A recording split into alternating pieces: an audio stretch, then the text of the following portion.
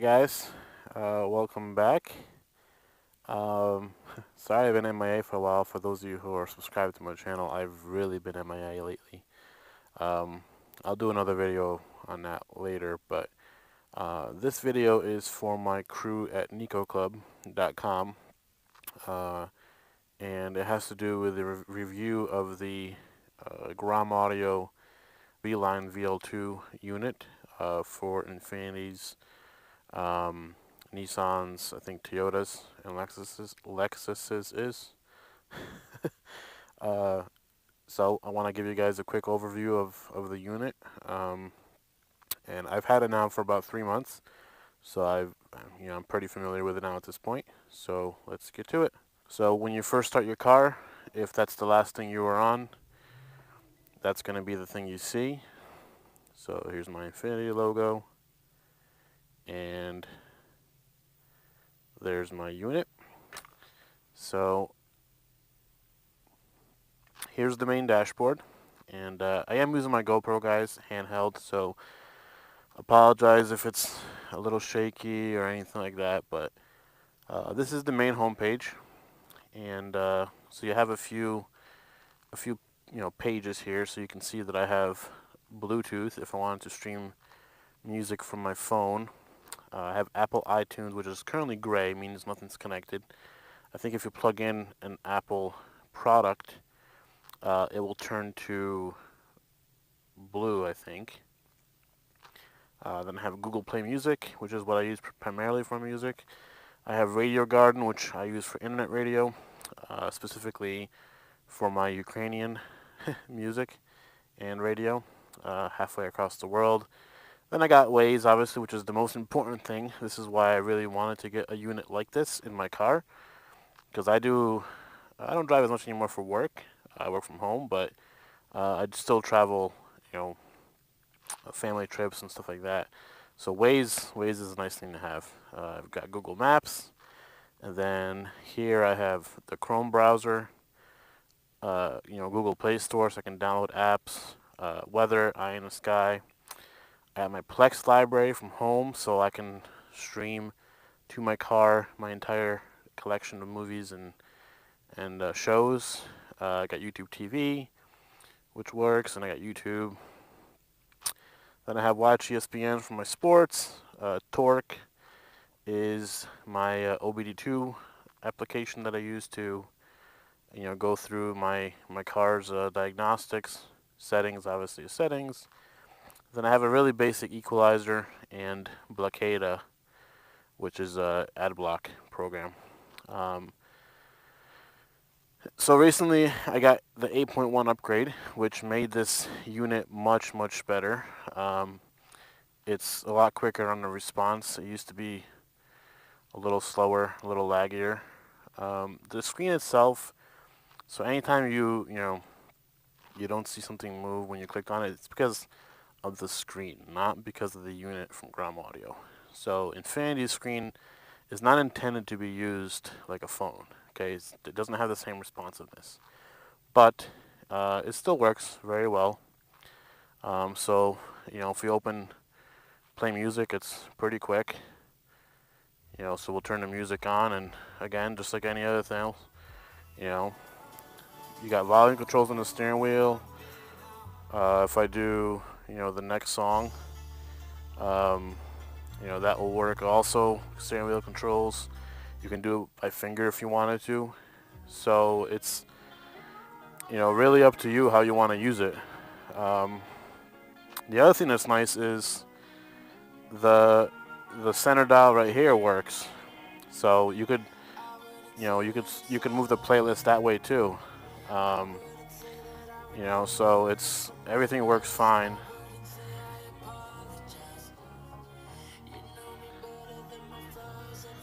Next up, so Waze, same thing. If I click on Waze, it's the first time I fired it up since I started recording. So it's like anything else, you can see reports around you, everything works fine.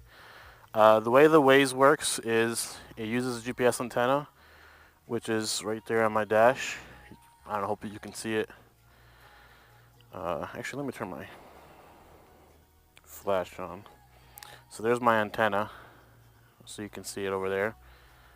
Very easy to connect. The whole unit itself was very easy to connect. The actual unit itself is here in the glove box, right there, that little box. The only downside is occasionally I'll have to unplug it and plug it back in, like to kind of reset the connection. I don't know why that happens, but occasionally the screen just won't show anything. So I just, I reboot it, so to speak, and everything is fine. So that's pretty much the only drawback of the unit so far that I've seen. Google Maps, same thing. The other thing is this, our car was not intended to have, you touching the screen so much, so it's kind of far for reach wise, but I mean it works okay. So Google Maps is there. So let's see, YouTube TV. Let's see what we got here today. And as far as internet, I have it streamed to my phone, or not streamed. I have it connected to my phone via hotspot, so that's how I get internet to this thing. So let's watch a game. So this is live TV, guys, right on my car. This is evidently UCLA versus Maryland girls March Madness tournament. Maryland just stole the ball. She's going inside. She puts it up. She scores. Oh, that was a buzzer beater for the third quarter. Good job to that girl. But yeah, so we got live TV. And again, the back button right here works. If I do back, it exits out. The only thing is this center dial, or this clicker right here, doesn't work for the home page or like the main screen here. But once you're in the app, it will work. So that works. So Plex. Here's my Plex. So this is all my, so I got some Grand Tour going on here right now. This is streaming right from my home server.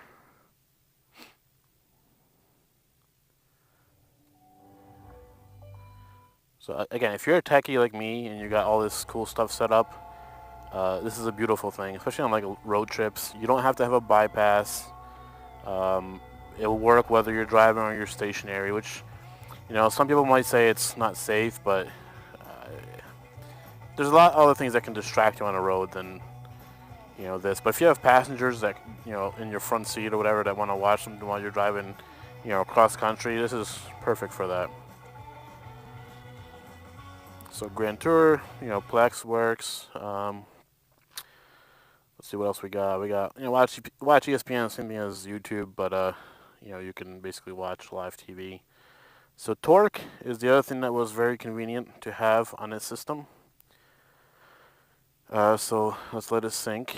So I have an OBD2 adapter plugged into my car right now, and you can see once it syncs that my current RPM is about 675, which is accurate, as you can see. And what I want to do right now, because you guys notice I have a check engine light, my beautiful PO420 code, I want to reset it. So I'm going to actually give you guys a live demo of me doing that. So I noticed the Torque app, though, it's a little, like, I can't click the icon. I got to click off of it a little bit, which is weird. But here we are scanning for codes, and you'll see I have a beautiful Catalyst system efficiency below threshold bank 1 code. I'm actually really bummed about this code, guys, because it's like evidently $3,000 to fix. So it's scanning. 50%. And sorry for the heavy breathing, possibly. I'm actually wearing my motorcycle helmet in the car. And unlike on the bike, there's no wind noise to hide my breathing. Okay, so I have one code, and if I wanted to clear it, click up here and do clear faults on ECU and do OK, and you'll see my check engine light is gone. And you'll see here it's still clearing it out. Should be done in a second. Okay, so I cleared my code, and now if I go to real-time information, and I go up a little bit, you can see my codes, or my tests, my system tests, are incomplete because I just cleared my code. So that's the really quick overview of this unit. Again, I'm very, very happy with it. It made my car like a new car, like a 2019. I mean, my car drives fine. It feels like it's a solid car. It's not rattling everywhere. So this really updated the feel of my car, at least in the interior, and it made me not want to buy another car, because I was starting. I had on a business trip in Florida, I had a rental car with Android Auto, and I really, really got jealous of that system. So having this is, it makes the car much, much better. Usability, obviously Waze is like a mini radar system. You know, Google Maps, if you gotta drive somewhere you're not familiar, you don't have to use Infiniti navigation maps, which have to be updated, and I find are very clunky. They're oftentimes not updated fast enough. So, like, I live in a new neighborhood, brand new neighborhood, and Google Maps already has my roads, my neighborhood. If I went to get the latest Infiniti maps or Navtech maps, I pretty much can guarantee that those roads will not be on there, So it's very convenient. You don't got to pay for updates. It's all just what you see on Google, .com. That's what you get here. You got the weather as well. So I can see the forecast if I'm, trying to rush home to ride a motorcycle. I can see, approximately what the weather's going to look like. Ooh, 60 on Thursday. It's going to be great. Finally getting out of winter here. But that's pretty much the gist of it. Obviously, there's pretty much, it's Google Play Store, so any app you have on your Android telephone, you can get here. So if you are a Prime Video user or a Hulu or a Sling user, I haven't tested those, but they all should work. If you want to read your email on here, you can install Gmail. You can install, Outlook. You can do all that. You can play games, but I probably wouldn't recommend it because, again, the screen is not intended for that kind of responsiveness. In terms of clicking, it might display fine, but clicking might be tough. And even like scrolling, you got to really be ginger with it because you could easily accidentally click on something, Yeah, so that's the gist of it. And again, I just got the 8.1 update, which was very easy to install, about 5 minutes, maybe 10. Just you pop in a flash card into the unit in the glove box and load the recovery system, and it does it for you pretty much. There is HDMI port in there on that unit, so in theory you could also plug in a Google Chromecast and you could stream content from your phone. So let's say you had a guest in the car and they wanted to show you a video, you could, via the Chromecast, you could display that, I think, onto here. I haven't tried it. I do have Chromecast at home, but I have no use for it, so I didn't do that particular use case test.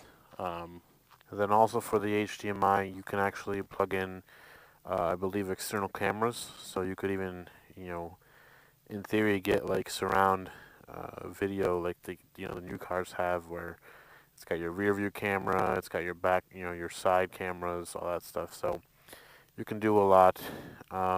It's got I believe it has a SIM card spot, so you could even put a dedicated SIM card, so you don't have to use Hotspot like I do. I don't want to play. I don't want to pay for another line on my account, and I have Hotspot, so it's cheaper just to use that. It's got an iPod, again, USB connector, so you can plug in your iPod or Apple product, and that should load up here in iTunes. It's very nifty interface. Application is better than Android Auto in my opinion because you don't need a wire. My brother has a brand new 2018 Audi, and he's got to plug in his phone via cable in order to get Android Auto to work. Here it's all wireless, so less clutter, less cables. I'm very, very happy. Solid pickup. So the other thing that I forgot to mention was how the interface works with the factory stuff. So for those of you guys who own M's, you know, obviously these buttons right here will do, you know, your various inputs, as well as here. So if I click on map, it's just like any other, you know, button that you, or any other view you would have on this factory navigation. So if I do info, same thing. So I can do my fuel economy, which is not great right now because I've been idling the car so much. I feel like I'm driving a Bugatti, 8 miles per gallon, but it's okay. This is a V8 with 420 horsepower, so there's a lot more miles per gallon than miles per gallon.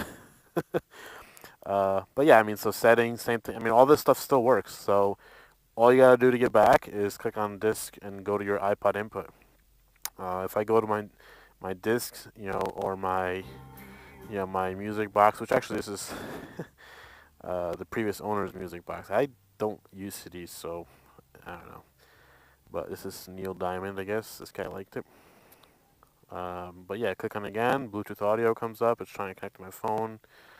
And then you go back to iPod, and there's the interface again. So you lose no functionality. Even if you are an iPod user, even if you are an iPod user, you just plug in your iPod into the glove box, and it should just work. So you're literally not losing anything. Everything still works. The only downside, actually, of the OEM interface is when you change like your AC temperature, you don't see it here. You have to, like, what I usually do is I click the fan up or down first, and then I make my changes to the temperature, and then I hit auto when I'm done. That's pretty much like the only issue with the interface, where it doesn't display while it's displaying the GROM audio stuff. So again, to me, it's not a deal breaker. It's not even a concern. I've learned to, you know, how to use it that way, and everything's fine. So in the description of the video, I will put a link to the forum,